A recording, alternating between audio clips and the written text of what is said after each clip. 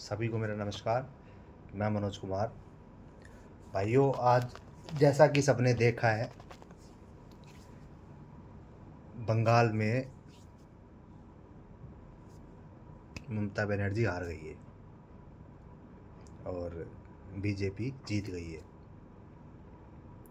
साथियों, आज मैंने देखा बंगाल में ममता हारने के बाद ये बयान दे रही है कि बीजेपी वाले चीटिंग से जीते हैं,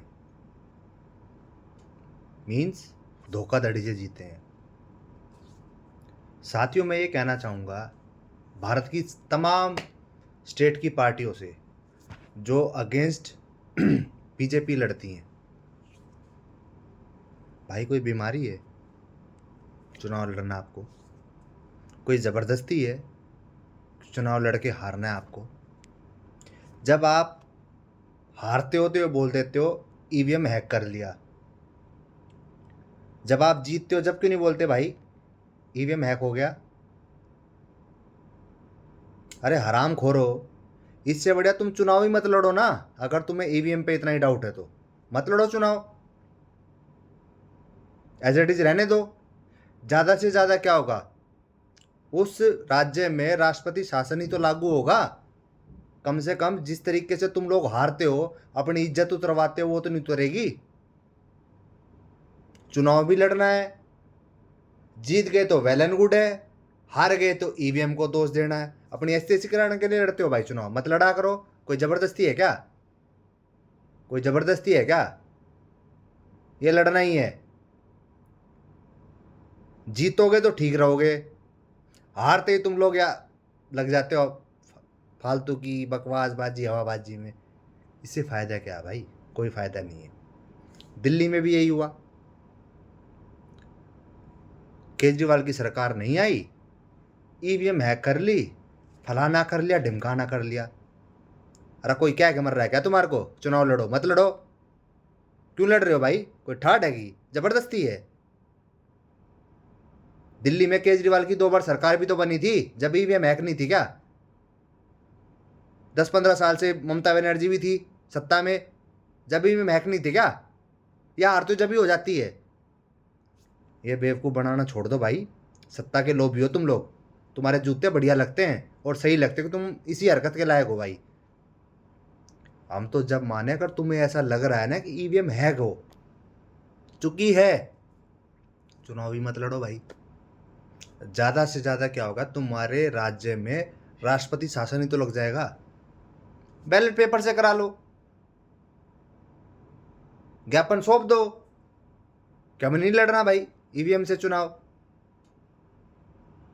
साल 6 महीने 2 साल 3 साल इतना ही तो लेट होगा बैलेट पेपर से। पर नहीं, मेरे साड़ो कुछ कह दूंगा बहुत बुरी तुम लोगों को। फिर ये जितने चमचे चुमचे जो चाटुकारिता करते घूमते हैं ना, इनको बुरी लगेगी मेरी बात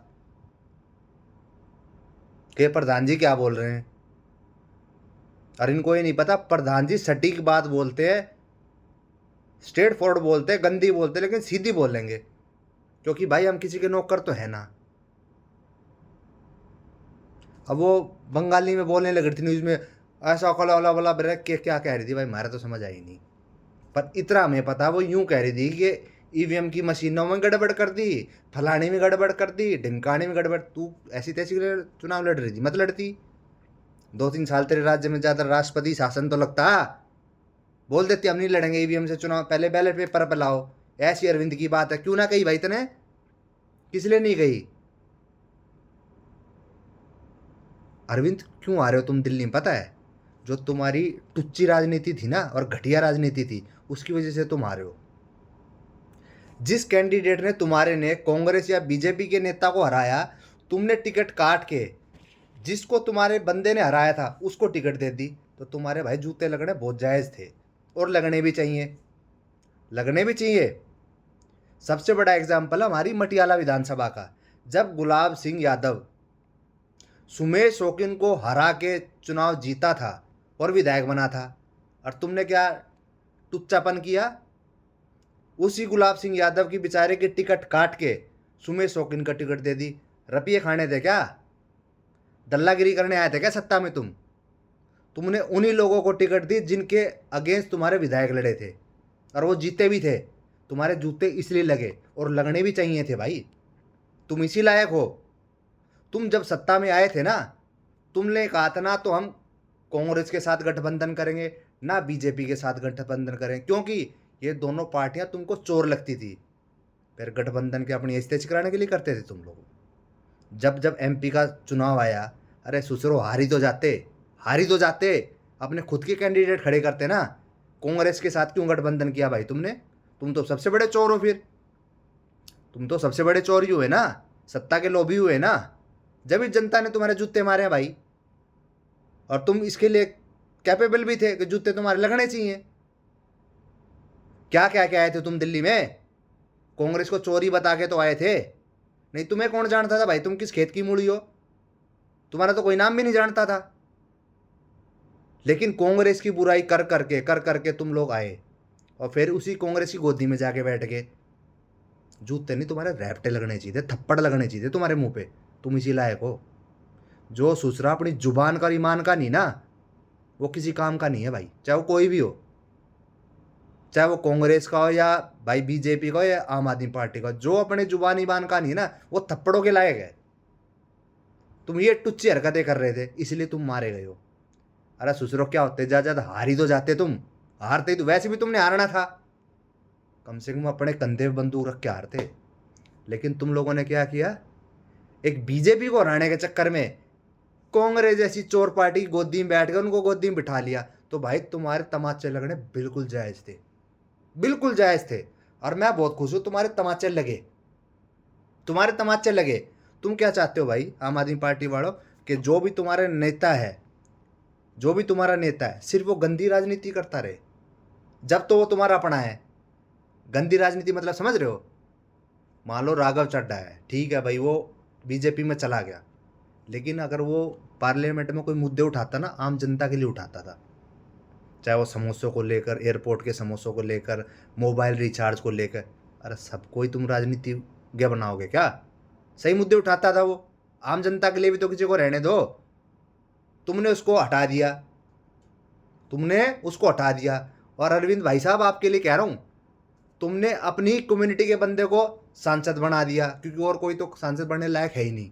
पहली बात तो दिल्ली में जो भी तुमने लगभग सांसद बनाए ना, वो सब आउटर साइड के बनाए हैं, आउटर साइड के बनाए हैं। जैसे गुप्ता साहब को बनाया था, फिर भाई साहब उनको पाठक जी को पकड़ लाए, क्योंकि दिल्ली में कैपेबल आदमी तो है नहीं तुम्हारी पार्टी में। तुम्हें तो भाई एक तरीके से फंडर आदमी चाहिए। और स्पेशल बात यह, तुम्हें अपनी कम्युनिटी का आदमी चाहिए। क्या हुआ फिर? दूसरे दिन ईडी की रेड लगी, फिर ले गया नमस्ते, ले गया नमस्ते, राघव चड्ढा के साथ लेके पाठक को वहाँ पहुँच गया। बहुत बढ़िया हुआ है ये। तुम्हारे मुंह पे थप्पड़ ऐसे ही लगने चाहिए, तुम इसी लायक हो। अरे सुसरो, जो आदमी बिना राजनीति के लालच के तुम्हारे साथ जुड़े थे, 100 में से कितने लोगों को तुमने टिकट दी थी, और कितने लोगों को तुमने अपनी पार्टी में बड़ा पद दिया था, बताओ? जिनकी बुराइयां करके, जिनकी ऐसी तैसी करके तुम सत्ता में आए थे, तुमने पैसा लेके चंदा खा के उन्हीं को नेता बना दिया। इसलिए तुम्हारे रैप्टे लगे हैं भाई। रैप्टे नहीं, मैं तो कहता हूं तुम्हारे जूते लगे हैं झाड़ झाड़ के, और बहुत अच्छे लगे हैं भाई। लगने भी चाहिए थे तुम्हें, क्योंकि तुम इसी लायक हो।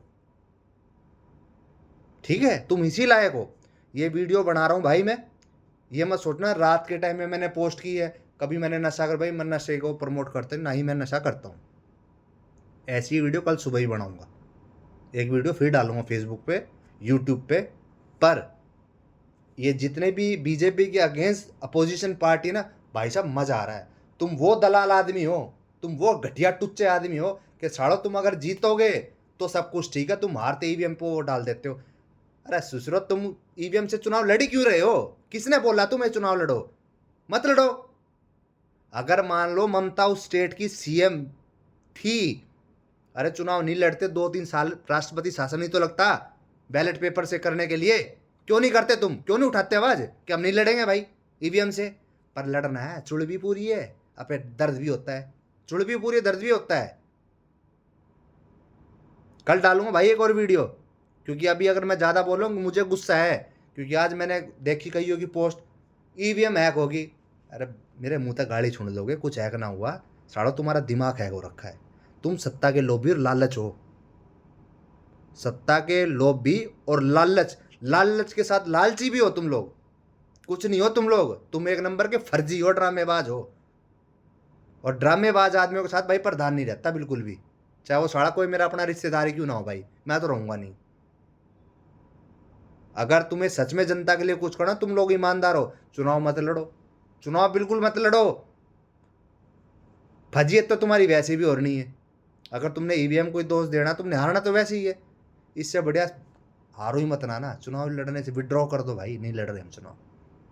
इसी के साथ भाइयों साथियों, मैं अपनी इस वीडियो को विराम देता हूँ, क्योंकि अगर मैं अभी कुछ बोल लूँगा ना तो कुछ भक्त, कुछ झंड भक्त और कुछ चमचे यूँ कह देंगे भाई प्रधान जी ने पता नहीं नशा कर रखा था, ऐसे से बोल रहा था, जबकि मेरा नशे से कोई लेना देना नहीं, दूर दूर तक। गुस्सा हूँ, कुछों की वीडियो देख रहा था, इसलिए मैंने वीडियो बनाए। इसी के साथ मैं अपनी वीडियो को विराम लगाता हूँ। धन्यवाद। जय हिंद, जय भारत।